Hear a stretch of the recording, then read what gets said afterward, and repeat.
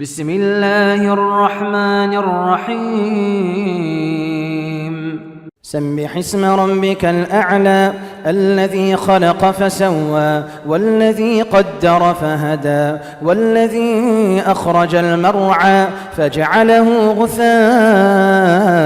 أحوى سنقرئك فلا تنسى إلا ما شاء الله إنه يعلم الجهر وما يخفى ونيسرك لليسرى فذكر إن نفعت الذكرى سيذكر من يخشى ويتجنبها الأشقى الذي يصلى النار الكبرى ثم لا يموت فيها ولا يحيا قد أفلح من تزكى وذكر اسم ربه فصلى بل تؤثرون الحياة الدنيا والآخرة خير